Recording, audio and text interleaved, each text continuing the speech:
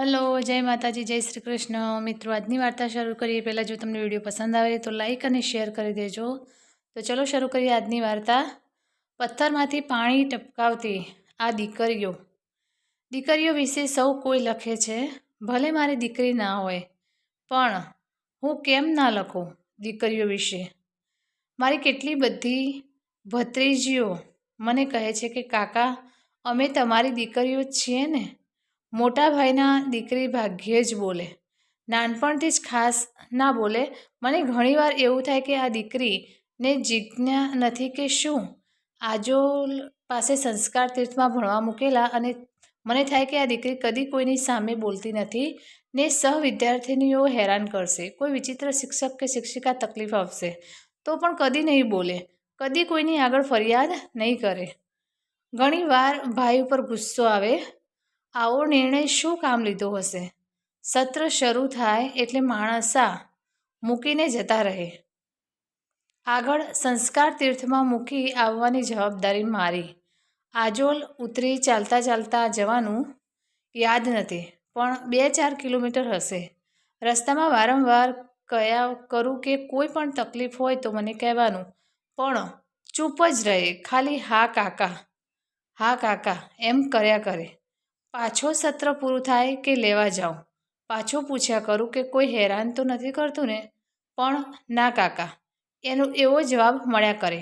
મને થાય કે આ પરણીને સાસરે જશે તો ગમે તેટલા દુખડા પડશે, કદી ફરિયાદ નહીં કરે. એમના લગ્ન સમયની વાત છે. જાન આવવાની 2-3 કલાકની જ વાર હતી ને એમના પિતાશ્રી એટલે અમારા મોટા ભાઈશ્રીને કોઈ કારણવશ હાર્ટ એટેકનો હુમલો આવ્યો. આ દુઃખદ સમાચાર ભાભીશ્રીને જણાવવાની કપરી જવાબદારી મારે ભાગે આવી હતી. એકવાર તો ઢગલો થઈને બેસી પડ્યા, પણ મૂળ હિંમતવાળો સ્વભાવ. અમે બીજા 3 ભાઈઓ તો પડખે હતા જ. અમારા ભાભીશ્રીએ વિધિ વિધાનની જવાબદારી સફળતાપૂર્વક પાર પાડી અને જાન તથા મહેમાનો વગેરેની બીજી જવાબદારીઓ અમે બધાએ પૂરી કરી. આ દીકરીના દિલ ઉપર શું વીત્યું હશે? ખરા ટાણે પિતા હોસ્પિટલમાં, થોડું લાગણીઓ ઉપર કાબૂ રાખ્યો હોત. પિતાશ્રીએ તો જીવનના એક અતિ મહત્ત્વના દિવસે વિદાય વેળાએ હોસ્પિટલની મુલાકાત લઈને વિદાય થવું કેટલું અઘરું લાગ્યું હશે. વિદાય વેળાએ જાણે એમની રડતી આંખો અને મૂક હોઠ બોલતા હતા કે કાકા, ઓ કાકા, મારા પપ્પાને સંભાળજો. આ લખતા પણ મારી આંખોમાં આંસુ ધસી આવે છે. પણ અત્યારે તો એક દીકરીને એક દીકરાની માતા બની ચૂકી છે. એમના પતિદેવે એક નાનું સરખું સામ્રાજ્ય જ વસાવી લીધું છે. એના સમ્રાજ્ઞી છે. હવે તો જુઓ તો ઠસ્સાદાર લાગે, કોઈ એમની સામે બોલી ન શકે. કેટલું બધું પરિવર્તન! માતાને અને પિતાને બંનેને દીકરો બની સાચવે છે. બીજા મોટા ભાઈના દીકરી બેંગ્લોરમાં રહેલા, ભણેલા ગણેલા, પણ ત્યાં અંગ્રેજી બોલે ફફડાટ, કન્નડ બોલે કડકડાટ ને ગુજરાતી બોલે ભડભડાટ. નાના ઢીંગલી જેવડા હતા. મને ઊંધા સૂઈ જવાની આદત ઉપર ઘોડો કરીને બેસી જાય.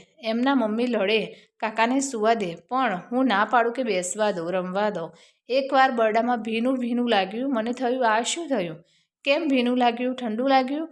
જોયું તો ઢીંગલી લાળ રસ ટપકાવતા ને થપથપાવીને આનંદ લેતા. ઓતારીની આવું કરવાનું કે જાય ભાગ્યા. આખો દિવસ કાકા કરીને પાછળ ફર્યા કરે. હું તો તેડીને રમાડતા થાકું નહીં. એકાદ વર્ષ સંજોગાવશાત માણસા રહ્યા હતા. મારી સાથે ખેતરમાં આવે. સાવ નાની ઢીંગલી, બહુ વહાલી લાગે. કદી ખેતરમાં ખરેલા નહીં. સેન્ડલમાં કશું ભરાય છે એવું કયા કરે. મને સમજ ના પડે, કારણ કન્નડ શબ્દ વાપરે.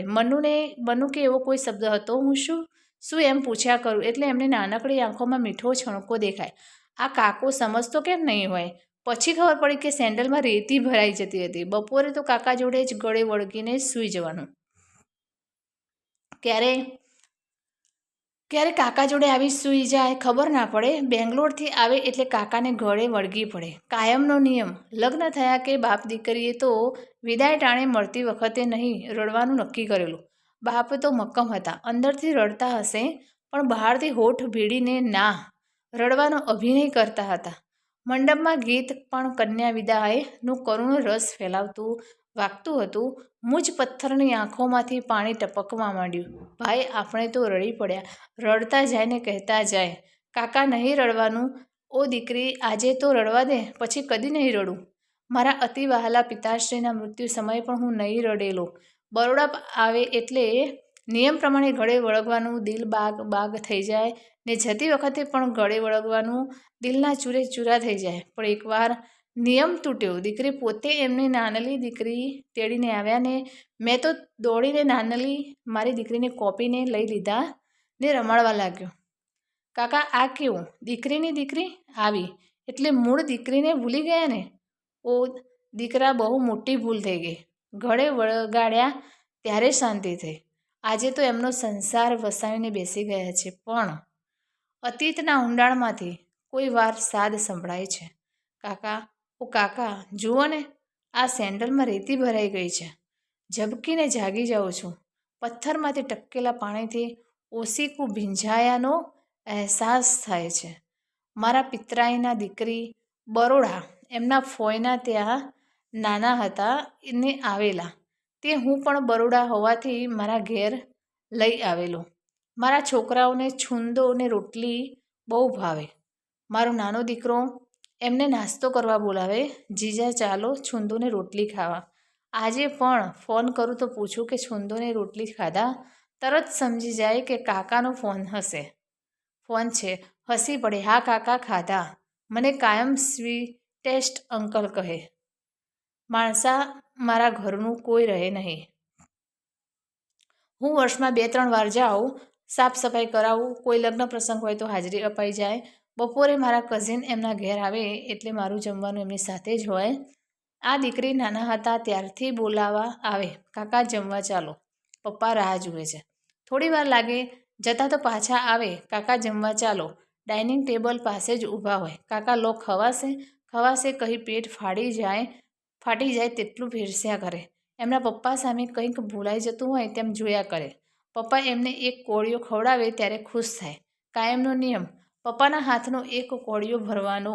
મારા જોયેલા સૌથી સુંદર દ્રશ્યોમાંનું એક આ દ્રશ્ય. પપ્પાના હાથનો કાયમ એક કોળિયો ભરતી એ દીકરી આખું ગામ ને નગરપાલિકા એકલા હાથે ધ્રુજાવતા. એમના પપ્પા આ દીકરી આગળ મીણ જેવા થઈ જાય. એમના લગ્ન સમયે હું તો અહીંથી જઈ નહોતો શક્યો.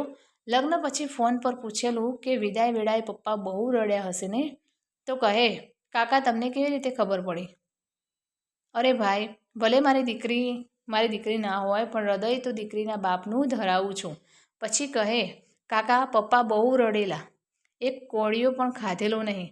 મને ખબર હતી ગામમાં કોઈ ચૂ કે ચા કરી ના શકે એવો આ મારો ભાઈ અંદરથી સાવ મીણ જેવો છે. વિચારતા હશે કે હવે ડાઇનિંગ ટેબલ પાસે કોળિયો ખાવા કોણ ઊભું રહેશે અને એક કોળિયો ભરાવ્યા વગર ગળે કોળિયો કઈ રીતે ઉતરશે. પપ્પા હવે છોડો ને કહી ઉગ્રતા ઠંડી કોણ પાડશે. પહાડ જેવો બાપ દીકરીની વિદાય વેળાએ ભાંગી પડ્યો. નાના બાળકની જેમ ધ્રુચકે ને ધ્રુચકે રડ્યો. છાના રાખવા જવાની પણ કોઈની હિંમત ના ચાલે. હજુએ ઘરમાં પહેસતા જ નિયમ પ્રમાણે પ્રથમ દીકરીના નામનો સાદ પડાઈ જતો હશે. સાસરે રહેલી દીકરીને વ્યથિત બાપનું સાદ અવશ્ય સંભળાતો હશે. એનો અહેસાસ થતો હશે કે પપ્પાને મને કોળિયો ભરાવ્યા વગર ખાવાનું ગળે નહીં ઉતરતું હોય. મને પણ અતીતના અંધકારમાંથી ઘેરો સાદ સંભળાય છે. કાકા જમવા ચાલો, પપ્પા તમારી રાહ જુએ છે. આંખના ખૂણા ભીના થઈ જાય છે. ભાઈ હવે લખવાની ત્રેવડ રહી નથી.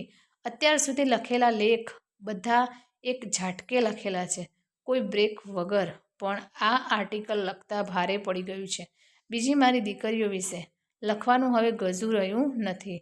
મારું સૌથી અપ્રિય ગીત હોય તો દીકરી તો પારકી થાપણ કહેવાય તે છે. આ બધી દીકરીઓ પારકી થાપણ નથી. વસ્તુઓ કે ફિક્સ ડિપોઝિટ નથી. આ તો હૃદયના ટુકડા છે. મને હજુય એમના સાદ સંભળાય છે. આ તો મારા અસ્તિત્વના અંશ છે. દીકરીને ગાય દોરે ત્યાં જાય. દીકરીઓ શું પશુ છે? એનિમલ છે? મૂર્ખો! એક સ્ત્રી માતા બને છે ત્યારે પૂર્ણત્વ પ્રાપ્ત કરે છે અને એક પુરુષ જ્યારે દીકરીનો પિતા બને છે ત્યારે એનું પિતૃત્વ પૂર્ણ થાય છે. આ બધી દીકરીઓ એમના નાનકડા સામ્રાજ્યની મહારાણીઓ છે. એમનું માન સન્માન છે, એમનું પોતાનું એક અસ્તિત્વ છે. કોઈ એમની સામે આંખ ઊંચી કરીને જોઈ શકે તેમ નથી. ગમે તેવાની ભૂખ પાડી દે તેવી છે. દીકરાઓ કરતાં સવાઈ છે. પારકાને પોતાના કરવાનું મને આ દીકરીઓએ જ શીખવાડ્યું છે. નિર્મળ પ્રેમના ઝરણા જેવી આ મારી દીકરીઓ માટે અમને ખૂબ ગર્વ છે. તો મિત્રો, આ કહાની તમને કેવી લાગી તે કોમેન્ટ કરીને જરૂર જણાવશો. અને વિડીયો પસંદ આવ્યો હોય તો લાઈક અને શેર કરજો, તથા ચેનલ પર નવા હોય તો ચેનલને સબસ્ક્રાઈબ જરૂરથી કરજો. ફરી મળીશું એક નવા વિડીયો સાથે. ત્યાં સુધી નમસ્તે, જય માતાજી, જય શ્રી કૃષ્ણ, હર હર મહાદેવ. Thanks for watching.